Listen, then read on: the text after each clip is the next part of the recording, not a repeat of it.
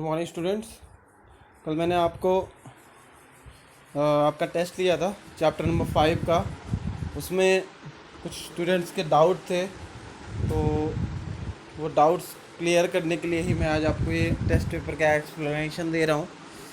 कुछ नहीं है इसमें, बहुत इजी पेपर मैंने बनाया था आप लोगों के व्यवहार से, ताकि मैंने जो चीज़ें पढ़ाई सिर्फ वही चीज़ें दी थी। और आज आपको इसी टेस्ट पेपर का सॉल्यूशन करना है विद एक्सप्लेनेशन, ठीक है ना। विद एक्सप्लेनेशन आपको अपने रफ नोटबुक में करना है। तो स्टार्ट करते हैं। How many centimetre make 3 metre. तो स्टूडेंट आप जानते हो 1 metre is equal to 100 centimetre होता है, तो 3 मीटर में 300 सेंटीमीटर, दैट मीन्स सी। उसके बाद how many metre is 805 centimetre. तो student 805 that means 800 centimetre convert कब होंगे, जब 8 मीटर होगा और 5 सेंटीमीटर सिंगल रह जाएगा, तो 8 मीटर 5 सेंटीमीटर डी पार्ट इसका आंसर हो जाएगा। उसके बाद स्टूडेंट आते हैं थर्ड क्वेश्चन में।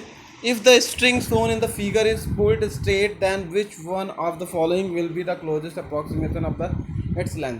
तो स्टूडेंट देखो, यहाँ पर जो पुल स्ट्रिंग है वो ऑलरेडी खिंची हुई है और वो 7.5 सेंटीमीटर पे स्ट्रेट है, 7.5 सेंटीमीटर पे स्टेबल है। तो यहाँ पर आप देख पा रहे हो 7.5, दैट मीन्स अगर अप्रॉक्सीमेशन वैल्यू लेंगे तो 0.5 इज़ नियर बाई टू 1। तो जो 0.5 है वो 1 में कन्वर्ट हो जाएगा, तो 7.5 कन्वर्ट हो जाएगा 8 सेंटीमीटर में, ठीक है। तो स्टूडेंट यहाँ पर जो ऑप्शन होगा वो बी पार्ट होगा। और which is the longest rectangle, कुछ नहीं था इसमें, बी इसमें बी पार्ट जो है वो आंसर हो जाएगा।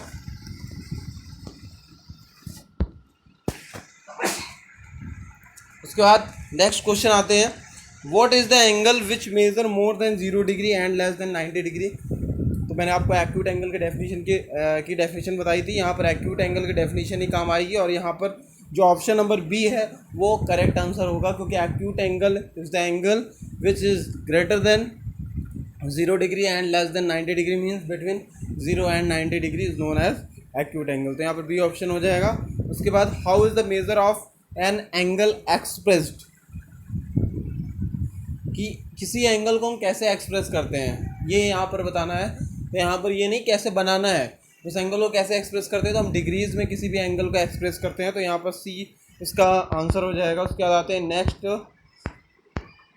By what measure is the line M longer than the line N. M line जो ऊपर वाली है और एन लाइन, उनके बीच में डिफरेंस बताना था, तो उसके बीच में कितना डिफरेंस है। तो 9 सेंटीमीटर की ऊपर वाली लाइन है, नीचे वाली 2 to 7 दैट मीन्स 5 सेंटीमीटर की है। तो स्टूडेंट 9 - 7 कर दोगे आप तो 4 सेंटीमीटर आ जाएगा, तो इसका डी पार्ट इसका आंसर हो जाएगा।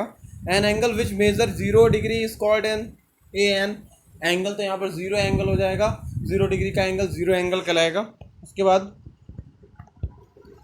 नेक्स्ट क्वेश्चन आते हैं। What type of an angle is angle A O B. तो student angle A O B यहाँ पर किस टाइप का एंगल है, देखिए 90 डिग्री से लेफ्ट साइड में बड़ा हो रहा है। तो यहाँ पर जब ग्रेटर 90 डिग्री से हो रहा है तो दैट मीन्स ग्रेटर 90 डिग्री से कौन सा एंगल होता है, या तो रिफ्लेक्स एंगल, या तो ऑब्ट्यूज एंगल, और या फिर कंप्लीट एंगल। बट यहाँ पर आप देख पा रहे हो कि जो ओ बी है और ओ ए है वो इस टाइप में रेज हैं कि वो 180 डिग्री को अचीव नहीं कर पा रही है। दैट मीन्स कि यहाँ पर ये एंगल ऑब्ट्यूज एंगल है, तो इसमें फर्स्ट पार्ट इसका आंसर हो जाएगा। What is an angle which measure 180 degree is called. 180 degree अगर एग्जैक्ट होता है, जैसे 90 डिग्री एग्जैक्ट होता है तो राइट एंगल होता है, वैसे ही 180 डिग्री होता है एग्जैक्ट तो स्ट्रेट एंगल होता है स्टूडेंट। उसके बाद next, at 5:20 what type of an angle is form between the two hands of a clock. मैंने आपको बताया था कि अगर 3 नंबर का गैप होता है तो राइट एंगल होता है। 5:20 दैट मीन्स 5 और 4 के आसपास होगी निडल, मीन्स 5 से थोड़ा आगे और 4 के एग्जैक्ट में होगी। दैट मीन्स कि वो 25 to 30 डिग्री एंगल बना रही होगी, जो कि बहुत कम है और वो है एक्यूट एंगल। तो यहाँ पर ऑप्शन नंबर हो जाएगा सी। L and M are two lines perpendicular to each other. What is the measure of the angle between them? L और M यहाँ पर perpendicular हैं, 90 डिग्री पे आ रही हैं, सेट हो रही हैं। तो यहाँ पर perpendicular का मीनिंग होता है 90 डिग्री, तो यहाँ पर सी ऑप्शन हो जाएगा। और मैंने आपको ऑप्शन चेंज करवाए थे, उसमें से सी ऑप्शन। उसके बाद आते हैं नेक्स्ट क्वेश्चन में। 179 degree is an example of which of the angle. तो सप्लीमेंट्री एंगल, सप्लीमेंट्री नहीं, obtuse angle, the angle which is measure between 90 and 180 degree. तो ये 179, 90 और 180 के बीच में है, तो इसमें ऑप्शन नंबर फर्स्ट हो जाएगा। उसके बाद आते हैं what is 89 degree an example of. The acute angle का डेफिनेशन बताई थी मैंने आपको, the angle which is measure between 0 and 90 degree is known as acute angle. तो 89 0 और 90 के बीच में है, तो ये एक्यूट एंगल हो जाएगा, ऑप्शन नंबर बी हो जाएगा इसमें। उसके बाद आते हैं नेक्स्ट क्वेश्चन में, when an arm of an angle is extended then how does it measure change. Student, मैंने आपको बताया भी था कि अगर प्रोटेक्टर छोटा हो, बड़ा हो, बहुत बड़ा हो, कितना ही बड़ा हो, आर्म उसकी बड़ी हो जाएगी, बट उसका एंगल छोटे से भी उतना ही बड़ा बनेगा और बड़े से भी, बड़े प्रोटेक्टर से भी उसका एंगल उतना ही, उसके बीच में गैप होगा उन आर्म के बीच में, ठीक है ना। तो एंगल डिफरेंस नहीं आएगा कभी भी, अगर आर्म चाहे जितनी बड़ी हो जाए, कितनी भी बड़ी आर्म कर दो आप, एंगल डिफरेंस नहीं आएगा, that means remains same, option हो जाएगा सी पार्ट। उसके बाद in angle R S T what is the vertex.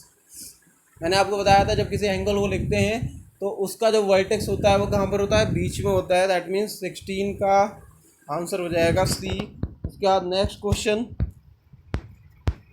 In angle P R Q which of the following are the two arms. तो अभी आपने angle बना हुआ देखा कि नहीं, दिखा देता हूँ दोबारा से। ये देखिए एल और एम, अगर यहाँ पर पी और क्या होता, पी आर क्यू, अगर ये आर यहाँ पर कॉमन पॉइंट होता तो पी आर और आर क्यू, दो आर हो जाती, कौन सी, R is the common point, क्योंकि आर आप एंगल ले रहे हो, तो पी आर और आर क्यू यहाँ पर क्या हो जाएंगे, आर्म हो जाएंगी, जो कि उसमें आपका आंसर होगा, ठीक है। उसके बाद आते हैं, how does we write P Q is a perpendicular to R S symbolically. तो सिम्बलिकली जो परपेंडिकुलर का साइन होता है वो होता है उल्टा टी। तो यहाँ पर उल्टा टी किस में बना हुआ है, ए ऑप्शन में देखो आप, उल्टा टी बना हुआ है, P Q perpendicular to R S, ठीक है। उसके बाद आते हैं नेक्स्ट सेकेंड लास्ट क्वेश्चन में, what are the lines which lie on the same plane and do not intersect at any point। what are the lines which lie on the same plane and do not intersect at any point। आप देखो कि railway line जो होती है वो same plane mean surface पे ही होती है और वो कभी भी एक दूसरे को इंटरसेक्ट नहीं करती हैं। तो कौन सी लाइन हो, पैरेलल लाइन, जो कहीं पे भी इंटरसेक्ट नहीं कर रही है, उनके बीच के डिस्टेंस सेम है, सेम प्लेन पे है, तो पैरेलल लाइन वो लाइन होती हैं। उसके बाद how many pair of parallel lines are. तो यहाँ पर दो पेयर हैं पैरेलल लाइन के, एक ए बी और डी सी और एक ए डी और बी सी, ठीक है स्टूडेंट। तो आई होप कि आप लोगों को ये प्रिपेयर बहुत अच्छा लगा होगा और एग्ज़ाम में आपके टेस्ट में आपके नंबर भी बहुत अच्छा है। तो आपको इसमें जो सोल्यूशन है विद एक्सप्लेनेशन वो आपको अपनी रफ नोटबुक में आज मुझे करके दिखाना है, ठीक है। Thank you so much, have a nice day.